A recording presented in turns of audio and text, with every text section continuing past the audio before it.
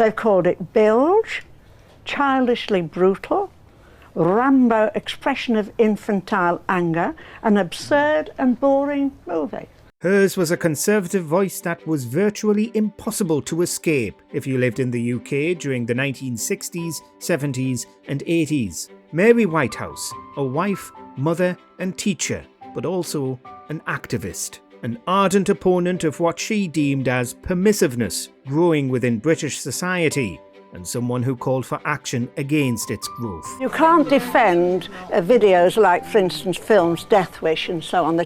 Welcome to WatchMojoUK, and today we'll be discussing the legacy of Mary Whitehouse as well as the impact of her censorship crusade. Before we begin, we publish new content every day, so be sure to subscribe to our channel and ring the bell to get notified about our latest videos. The reason why God and the Virgin Mary hadn't had any more children except Jesus Christ was perhaps because they were on the pill. The swinging 60s was a period of cultural upheaval within the United Kingdom, an era where fashion mattered, and having a good time mattered even more. The market for youth-driven music, movies, and most of all, behaviour was growing, and this did not go unnoticed by Mary Whitehouse. It should be said, however, that Whitehouse's interest in writing down her opinions started much earlier, when she was working as a teacher during the 1950s. It was during this point in Whitehouse's career where she wrote essays for publications such as the Sunday Times, advising mothers how they could, to paraphrase her words, best avoid inadvertently pressuring young boys towards homosexuality. The problematic nature of articles such as these would be echoed in further commentary from Whitehouse as she co-founded the Clean Up TV campaign in 1964. A personal crusade had begun, with the BBC set firmly within sight of the CUTV. Whitehouse and her organisation urged the women of Britain to contact brass at the BBC, particularly Sir Hugh Green, who was director at the time, in order to express their displeasure. The CUTV specifically called out shows that, in the words of Whitehouse, promoted promiscuity, infidelity and drinking. Her organisation also followed the preferred playbook of every censorship group by singling out Britain's children as scapegoats, promoting nanny state politics rather than the personal responsibility and engagement required for raising healthy and informed children. It mattered little whether or not Mary Whitehouse had actually seen the television shows or movies she tried to ban. The CUTV firebrand was known for utilising second-hand viewership information, such as during her 1982 personal prosecution of the National Theatre's The Romans in Britain. Whitehouse's claim that the play contained an act of gross indecency with regards to its sexual and violent content was substantiated by a witness sitting from the back of the theatre. Although the case was voluntarily ended without a verdict in favour of either side, Whitehouse's designs to enforce standards of precedent were clear. Popularity and cultural influence did not protect programmes such as Doctor Who, EastEnders or The Benny Hill Show from Whitehouse's ire. This was as the CUTV grew into an organisation known as the National Viewers and Listeners Association, who sought real-world legislative accountability for Britain's television landscape. The organisation that would later be known as Mediawatch-UK was actually dissolved fairly recently, in 2021, proving that there were just as many people listening to Mary Whitehouse as there were deriding her from opposing sides.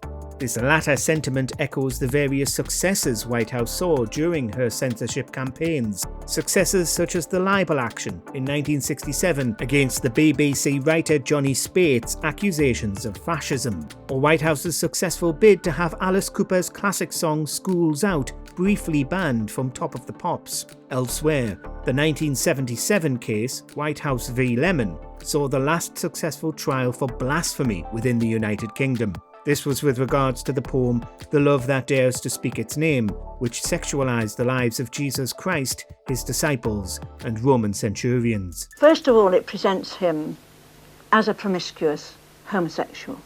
Further examples of Whitehouse's cultural reach possessed more positive aspects, such as Speech in 1977, which named and shamed an organisation called the Albany Trust. Specifically, the Trust's publicly funded status as a charity group focusing upon gay sexuality and mental health was connected to Britain's PIE. The letter, which did not receive public money, was to have collaborated with Albany Trust on a pamphlet to this end. Whitehouse's speech helped influence the Trust's voluntary withdrawal of its funding and support to the PIE. Stories such as these have helped make Mary Whitehouse such a divisive figure within the modern day. Conservative voices focused upon family values often rise up to defend Whitehouse's crusades for morality, while others still see her efforts as reductive or even dangerous. Because if it suddenly stopped, you and others like you would soon be out of a job. Don't be. She's been satirised and dramatised as recently as 2021 with the horror movie Censor, the latter of which focuses upon Whitehouse's crusade against the so-called video nasties. These were horror and exploitation films that were banned and even prosecuted in the UK, thanks in part to efforts from folks like Mary Whitehouse. The British public don't know just how serious a threat, particularly to the young, the video nasties present.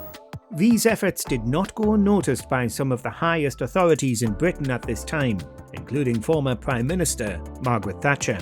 The Iron Lady reportedly met with Whitehouse during her time in office, although sources today differ with regards to how impactful the latter was to Parliament's rulings on obscenity during this era. Ultimately, Mary Whitehouse didn't live in a vacuum. There were other organisations analogous to hers during this time. You're not going to ask me if I'm against sex, were you? Were you a bit afraid of using the word? No, wasn't it? No, more than that. No. Because I'm not against sex. Can we get that quite clear? Yeah, well, that's what I wanted to get clear. Yes, I'm all for sex, actually. It's just a... Groups such as Women Against Pornography and figures like Andrea Dworkin in the United States, who had just as many supporters as detractors. It's also difficult to judge Whitehouse's impact in the modern day, since the television landscape of today is certainly nothing if not permissive. Retroactive articles on sites such as The Independent and even the BBC now offer a more balanced and nuanced view upon Mary Whitehouse's history of debate. Tidbits such as her 1974 letter to the Attorney General encouraging juries to be half female, or her calls for accountability within adult entertainment being applied to the anonymous online content of today. A hero to some, a devil to others. Mary Whitehouse was nothing if not controversial. Ladies and gentlemen, a great sport, Mary Whitehouse.